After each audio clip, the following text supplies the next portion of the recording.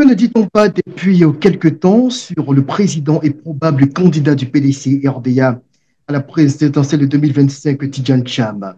Homosexuel, étranger, pro-français, les accusations ne manquent pas contre le successeur d'Henri Konan Bédié à la tête du plus ancien parti de Côte d'Ivoire.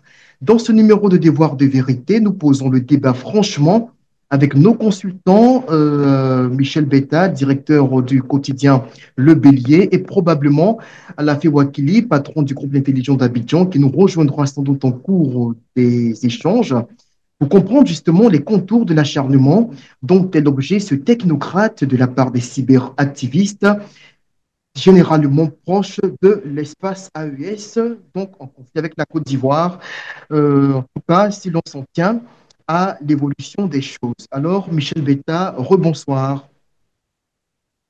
Bonsoir, bonsoir, frère confrère. Alors, on observe justement depuis quelque temps une multitude d'accusations contre le président de PDC-RDA, le président Cham. Vous êtes directeur d'un journal qui est proche de ce parti. Ceux qui l'accusent, on pourrait très facilement les identifier. On les retrouve généralement des cyberactivistes proches de certains partis politiques, tels que le PPACI, d'autres qui sont un peu plus proches d'un autre parti d'opposition qui semble avoir une maille à partir avec le président du PDC-RDA. Alors, quelle est votre lecture justement de toutes ces accusations-là contre M. Cham? On le taxe d'être homosexuel, on dit de lui également qu'il travaille pour la France, qu'il est étranger et donc qu'il n'a pas le droit de gouverner la Côte d'Ivoire. Votre lecture justement sur cet ensemble d'accusations? Moi, je ne vais pas rentrer dans ces petits débats, ce que j'appelle les petits débats. Parce que accuser des personnes en étant cyberactiviste, d'abord même, il y a trop de propos diffamatoires. Il y a trop de propos diffamatoires qui méritent même des poursuites contre ceux qui tiennent ce type de propos-là. Mais donc, je ne vais pas rentrer dedans pour donner de l'eau à leur moulin. Je préfère m'attarder sur les actions menées jusqu'ici par le président Tidjane Thiam, qui actuellement est dans le nord de la Côte d'Ivoire. Il a dit dans son premier discours, à la convention, lorsque se préparait la convention du PDCI, il a dit que le PDCI doit conquérir le nord. Doit conquérir le Nord et je pense qu'il a la tâche pour réussir cette mission-là. Parce que le PDC, il ne faut pas oublier qu'il faut gagner l'une de ces bastions qui a fait que Houphouët-Boigny a pu gagner la présidence de la Côte d'Ivoire et les élections en Côte d'Ivoire au soir de la fin de la colonisation, c'est le Nord.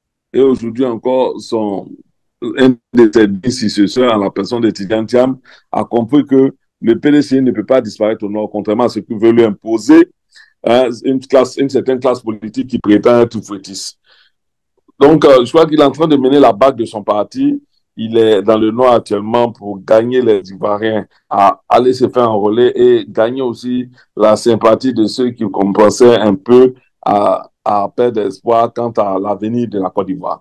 Donc, je crois que ces petites accusations, si quelqu'un a des accusations contre le président du PDCI, la justice est là, hein, elle va recevoir cela et puis mener les investigations que cela nécessite. Sinon, on ne va pas prendre tous les propos de certains acteurs qui ont choisi les réseaux sociaux pour répandre des propos incendiaires, pour répandre la haine dans ce pays, pour répandre, colporter des rumeurs sur les uns les autres. Moi, je crois que nous-mêmes, si nous nous respectons, nous ne devons pas nous faire l'écho de ces types d'accusations et Mais de rumeurs-là. sauf que ces accusations-là, justement, n'émanent pas de n'importe qui. C'est vrai que sur les cyberactivistes, c'est une certitude, mais dans le même temps, ceux-là défendent l'image de certains candidats en Côte d'Ivoire, de Laurent Gbagbo, par exemple. Ce sont des gens qui sont généralement pro-Gbagbo, qui soutiennent l'AES, des gens qui sont pro, il faut le dire, un pro-Soro, qui soutiennent également l'AES et qui mènent une campagne justement de diffamation à l'effet de détruire l'image du président Thiam. Donc, moi, je pense que le président Est-ce que Thiam l'a Tidjane Thiam tellement bien gêne compris. quelque part quelqu'un? Est-ce qu'il gêne certains acteurs politiques qui sont supposés, qui sont aussi membres de l'opposition ivoirienne?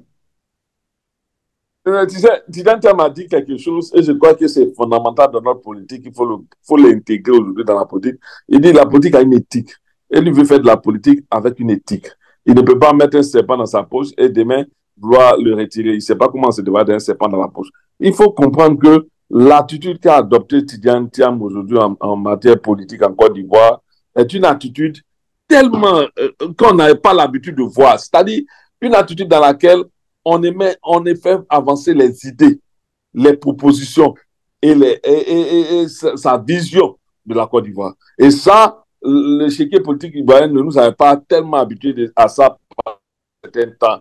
Il a ceux qui se proclament de camps de l'Est-rébellion, ben, c'était l'intive, c'était je dis les propos incendiaires, c'était la haine divulguée à longueur de journée. Ça l'irrespect même en politique était la norme. Non, je crois que Tidiane Thiam a donné une nouvelle dimension à la politique ivoirienne et ceux qui ne peuvent pas s'y conformer veulent ruer dans le brancard. Il faut les laisser. Faut les laisser. Les Ivoiriens n'ont que faire de ça. Les Ivoiriens regardent Tidiane Thiam et j'attends de lui faire des propositions qui touchent leur existence au quotidien afin de lui accorder leur suffrage et d'aider à la Côte d'Ivoire à avancer. À avancer pour le bien-être de nos populations, à avancer pour le bien-être de ceux qui sont venus d'ailleurs pour cohabiter avec nous et avancer pour le bien de ceux à qui nous laisserons ce pays-là. Donc, je crois qu'il y a un essentiel aujourd'hui pour la Côte. Oui, moi, j'ai envie de vous demander, en tant que observateur politique et surtout journaliste proche du PDCRDA, est-ce que Tidiane Thiam gêne les ambitions de certains dans l'opposition? Je faisais remarquer tout à l'heure que Tidiane Thiam, c'est vrai, il est dénigré. Ah, oui, allez-y. Tidiane Thiam, s'il gêne leurs ambitions sont légitimes. Ça, moi, je ne veux pas contester à quelqu'un ses ambitions. Mais je crois que ces ambitions-là doivent être adressées au peuple de Côte d'Ivoire. Au peuple de Côte d'Ivoire et électeur. Aujourd'hui, Tidiane Thiam est sur le terrain. D'aucuns s'étonnent, mais comment le président du parti va parler d'enrôlement, va parler des choses, et puis il est sur tous les fonds, à Abidjan, à l'intérieur du pays, à l'est, à l'ouest. Donc, il a donné un nouveau souffle à la politique ivoirienne. Un nouveau souffle en ce sens qu'il veut compter sur les voix des populations, sur les voix des Ivoiriens pour espérer atteindre l'objectif qui s'est fixé, c'est-à-dire diriger ce pays. Si d'autres ont d'autres ambitions qui ne dévoilent pas, qui sont, ils veulent perpétrer ce ils savent si bien faire, c'est-à-dire la rébellion, les armes. Ben, écoute, Tidiane Thiam n'a que faire de cela.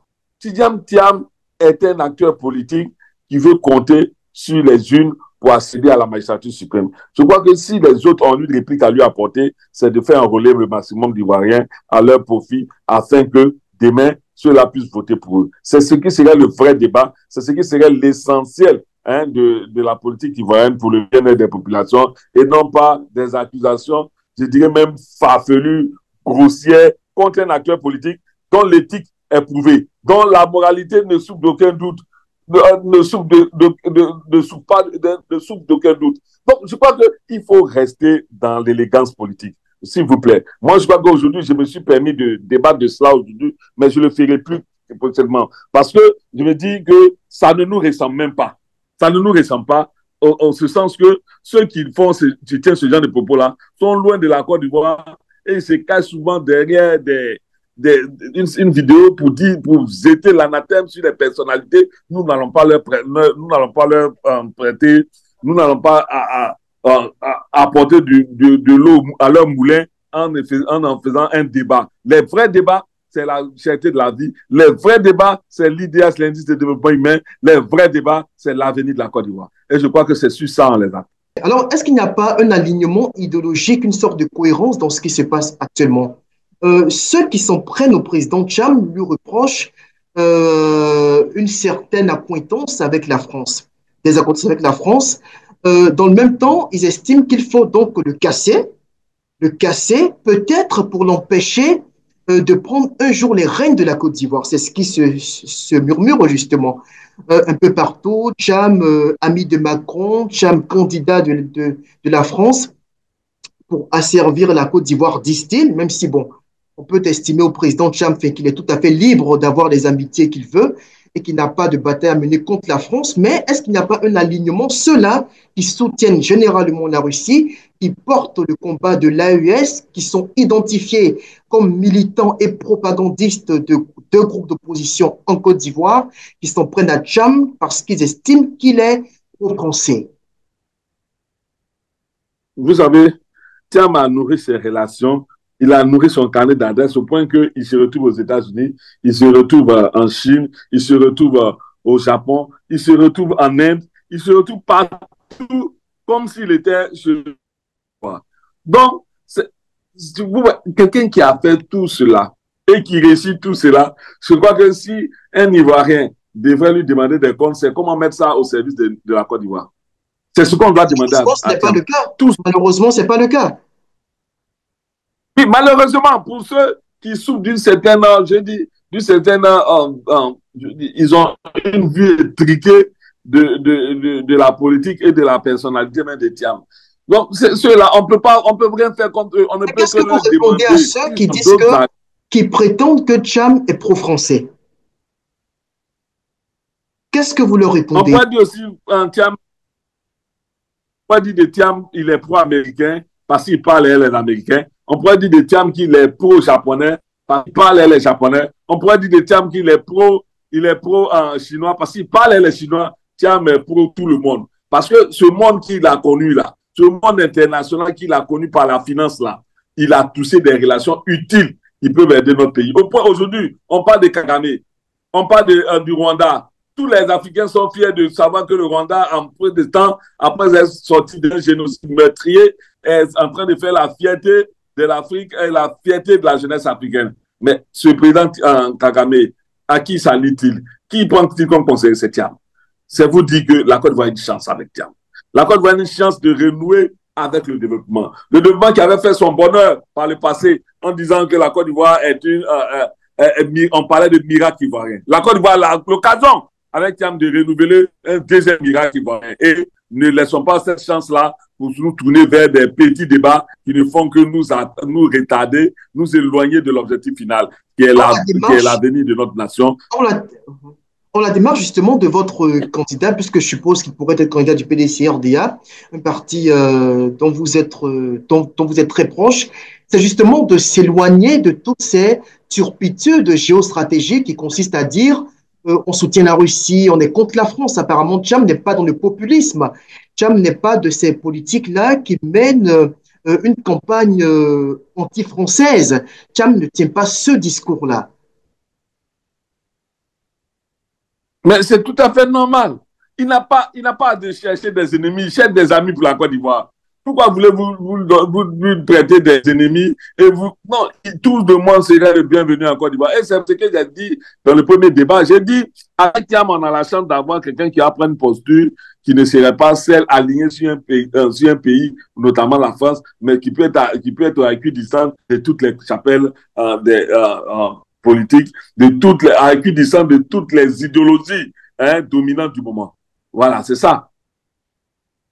Très bien. Alors, avec tout ce qui se dit, est-ce que vous craignez, vous, en tant que militant du PDC-RDA, que ces accusations-là aient un impact sur l'élection éventuelle de Cham au cas où, bien sûr, il était déclaré éligible pour 2025? Non, en tant qu'observateur avec la scène ivoirienne, c'est pas que je crains que cela ait un impact ou pas, parce que ça aurait un impact, parce que d'autres écoutent ces discours-là. Mais je dis, ce que Thiam a compris, c'est de se focaliser sur l'essentiel. L'essentiel aujourd'hui, c'est qu'est-ce que Thiam propose aux Ivoiriens. Devant l'échec grandissant des politiques, des politiques sociales du pouvoir RADP, devant l'échec grandissant de la paupérisation de nos populations, devant les échecs grandissants de ce que les Ivoiriens avaient espéré en votant pour Ouattara et qui n'ont pas vu, je crois que Thiam propose l'alternative la plus crédible, c'est-à-dire donner à l'Ivoirien, à l'être humain en vivant en Côte d'Ivoire, sa place dans le développement. Parce qu'on ne peut pas faire le développement avec seulement les infrastructures, il faut faire le développement avec les hommes. Et c'est ce que Thiam a compris, c'est pourquoi il parle d'IDH, indice de développement humain, parce qu'il faut mettre l'homme au centre du développement. Et je pense que ceux qui s'attellent aujourd'hui à vouloir détruire son image, qui s'attellent à vouloir lui prêter des accointances qui, sincèrement, je pense dont on doit être fier, hein, pour lui et pour la Côte d'Ivoire, devraient s'aligner sur cette voie-là pour chercher à offrir aussi des possibilités de développement pour leurs candidats, pour ceux à quoi ils croient, pour que la Côte d'Ivoire aille de l'avant. La Côte d'Ivoire aujourd'hui a besoin d'hommes qui font des propositions pour le bien-être des populations. Et je pense que cela sera déterminant dans le choix des populations pour les élections à venir.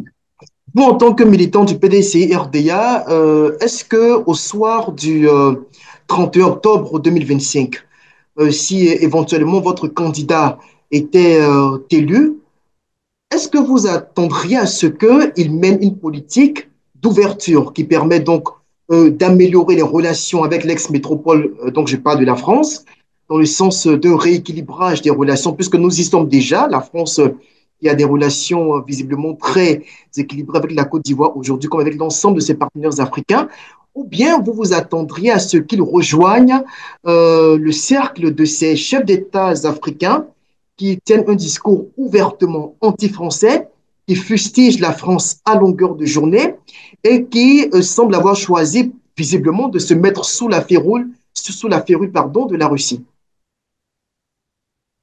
Je dis pour moi, et ce que vous devez retenir selon ma posture, la Côte d'Ivoire n'a pas à se mettre sous la férule de la France ni de la Russie. La Côte d'Ivoire a à se mettre sous sa férule à elle, hein, en ayant des partenariats privilégiés avec tous ceux qui nous font l'honneur de vouloir construire avec nous ce beau pays. C'est ça. C'est ça. Moi, je dis souvent en Afrique, pourquoi on évite même de vouloir être un vassal d'un autre pays. C'est ce que je reproche à Ouattara. J'ai dit non, on n'a pas à pourfendre la Russie ou pour faire plaisir à la France.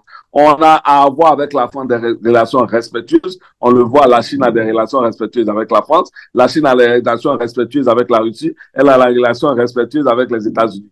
Nous aussi, on doit avoir cette posture-là dans nos relations. C'est ça qui sera l'intérêt de nos populations. Il ne nous servira à rien de dire aujourd'hui, nous sommes anti-français. Anti-français pour faire quoi? Pour faire quoi à qui? Pour faire plaisir à qui? Nous sommes anti-russes. Anti-russes pour faire plaisir à qui? Nous sommes amis. Nous sommes amis de tous, ennemis de personne. C'est ça qui doit diriger notre politique internationale afin que tous ces partenaires-là viennent au chevet de la Côte d'Ivoire. Parce que la Côte d'Ivoire, depuis la prise du pouvoir de Ouattara, les populations ont été désarmées. Et c'est ça, il faut redorer le blason de ces populations-là. Il faut redorer l'économie de ce pays-là. Il faut donner la place à l'humain dans la reconstruction de ce pays. Ok, très bien, Michel Betta. Merci pour votre contribution donc à ce débat. On va terminer en vous demandant votre mot de fin. Un message peut-être adressé aux militants, enfin, aux Ivoiriens sur le sujet, pas spécifiquement militants de votre parti, mais aux Ivoiriens sur le sujet. Et aussi, vous prononcez pourquoi pas pour conclure sur la posture de votre candidat vis-à-vis donc de ces deux blocs. C'est vrai que vous l'avez rappelé tout au long de cet entretien.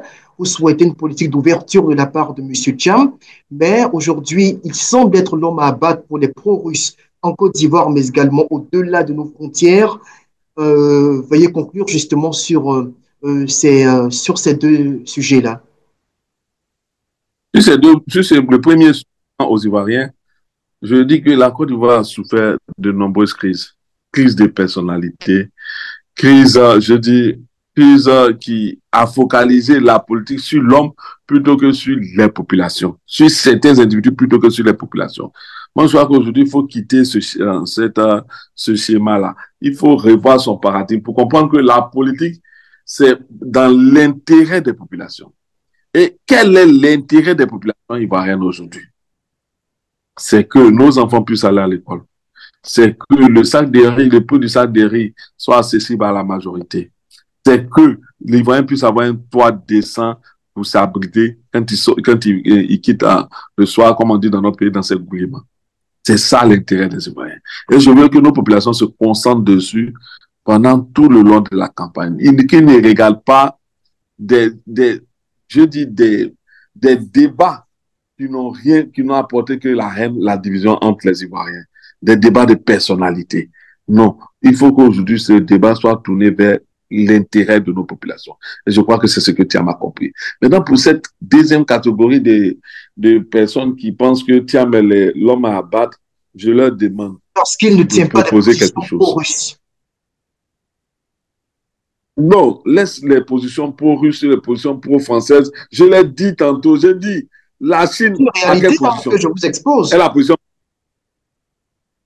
Oui, non, mais je dis que ça ne doit pas guider notre. C'est pas parce que un individu doit avoir une posture contre l'autre que c'est la bonne.